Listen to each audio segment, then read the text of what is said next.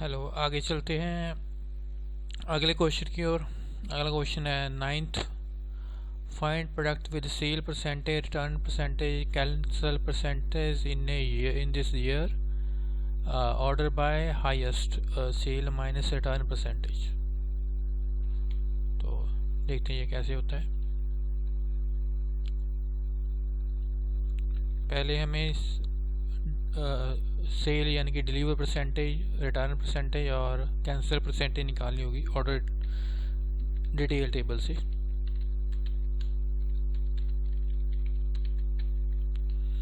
Order detail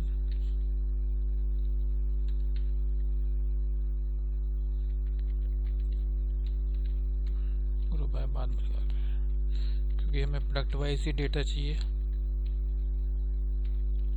product ID हम deliver निकाल लेते हैं पहले। सम पहले एक क्वांटिटी निकाल लेते हैं, प्रोडक्ट की quantity as a total quantity.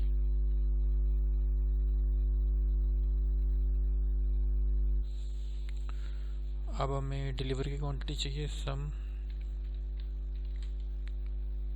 ये सम एज इट होगा, कोई डिफरेंस नहीं है। बस क्या है कि इसमें एक कंडीशन ऐड हो जाएगी, इफ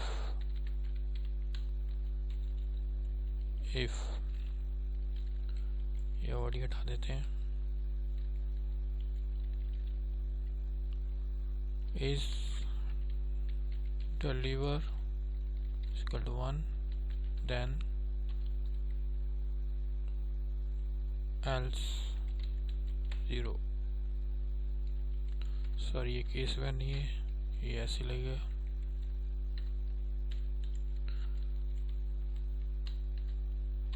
एज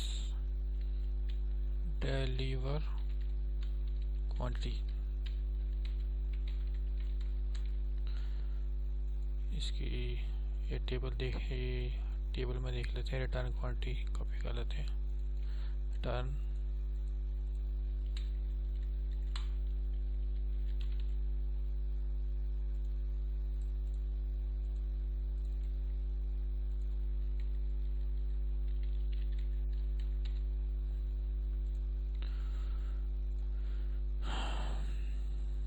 कौन से प्रोडक्ट की कौन सी टोटल क्वांटिटी हमारे पास थी, उसमें से कितनी क्वांटिटी डिलीवरी हुई है, कितनी रिटर्न हुई है, कितनी कैंसिल हुई है।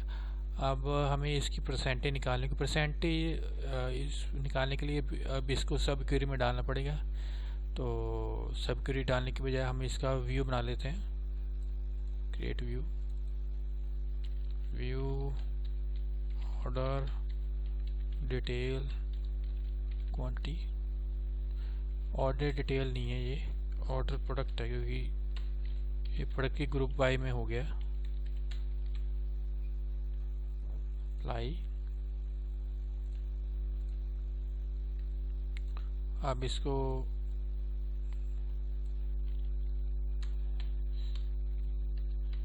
From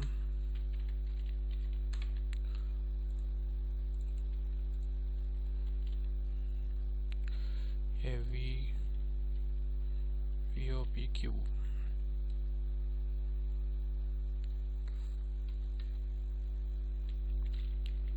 inner join products P on P dot ID is equal to VOPQ dot product ID P dot ID P dot name P dot SQ VOPQ dot star. Check करते हैं क्या है। तो हमारे पास प्रोडक्ट की अगेंस्ट क्वांटिटी आ गया। अब हमें क्वांटिटी नहीं चाहिए, हमें तो परसेंटेज चाहिए। तो हम क्या करते हैं, जो डिलीवर क्वांटिटी है इसको डिवाइड बाय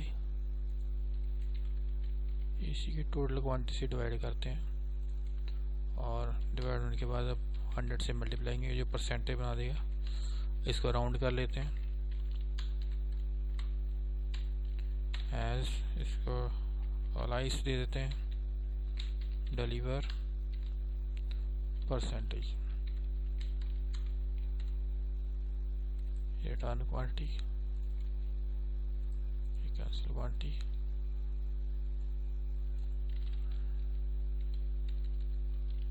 रिटर्न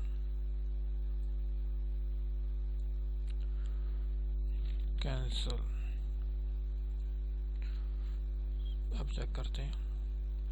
अब हमारे पास प्रोडक्ट के against deliver quantity, return quantity और कैंसिल क्वांटिटी आ गई।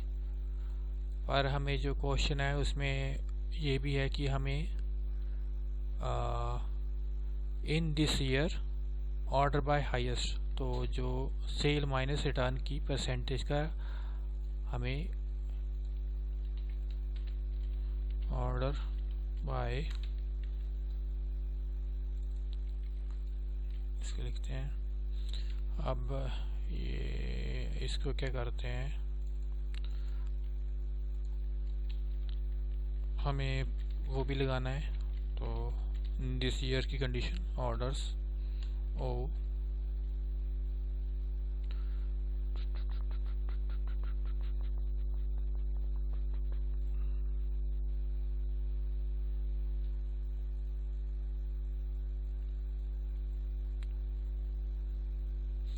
एक्चुअली ये कंडीशन यहाँ पे लगेगी इनर ज्वाइन की।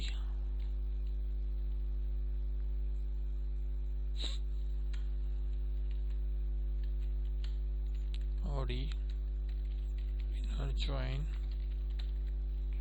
Orders O orders O on O dot I D is equal to O D dot I D. तो यहाँ पे लिख लेते हैं ईयर,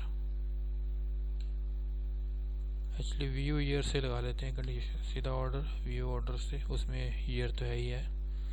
तो ओ डॉट परचेज ईयर, इसको ग्रुप बाय में डाल देते हैं।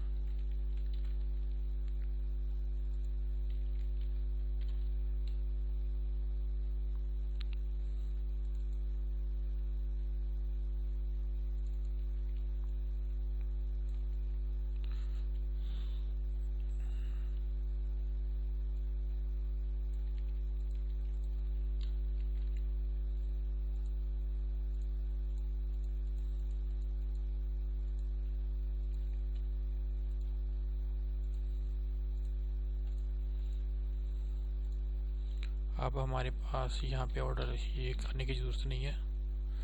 तो डॉट परचेज ईयर ये ऊपर ले लेते हैं।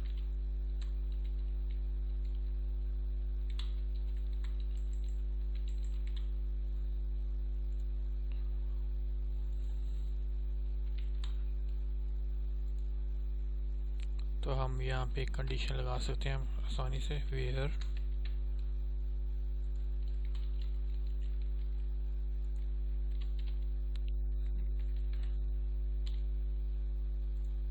क्योंकि क्वेश्चन में ये डिमांड की गई कि in this year, meaning query में ईयर की कंडीशन पास करने का कोई ज़रिया होना चाहिए, तो हमने ये बना दिया। पर अभी भी ऑर्डर बाय नहीं हुआ, तो ऑर्डर बाय करने के लिए हमें क्या करना पड़ेगा, इसको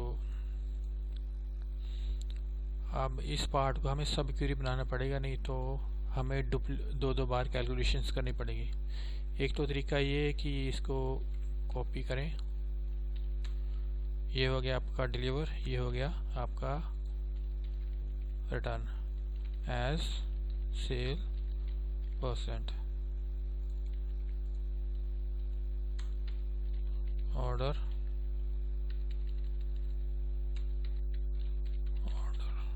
बाय सेल डिसेंडिंग। तो आपकी लेटेस्ट जो हाईएस्ट सेल है वो सबसे ऊपर आएगी, उसका प्रोडक्ट आपकी 2020 में ये ब्राइट ब्लैक जीन जो है सबसे ज़्यादा सेल हुई है।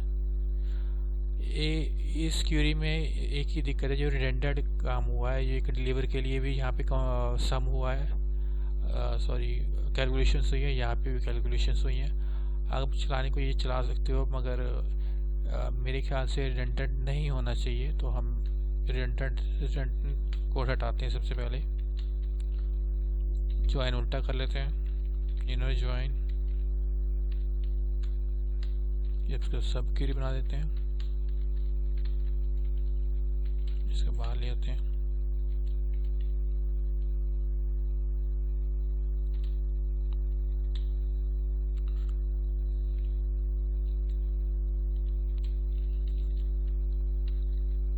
अब जो वेयर है वो चला जाएगा इसके अंदर,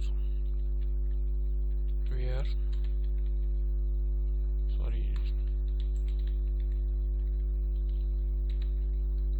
select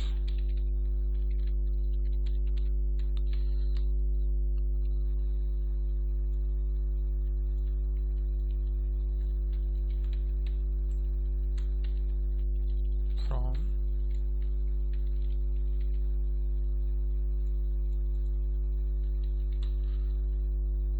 इसको कर लेते हैं। अब रह गया अपना प्रोडक्ट आईडी और परचेज ईयर फ्रॉम।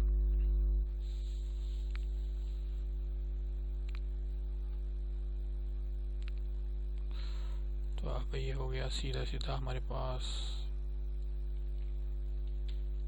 परसेंटेज,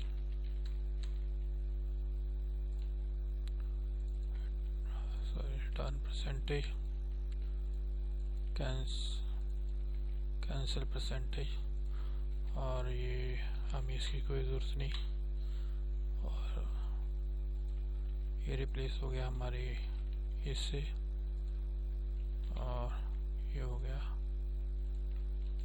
इससे। चला के देखते हैं। Deliver quantity unknown column deliver quantity, okay, यहाँ पे लाइस नहीं आएगा।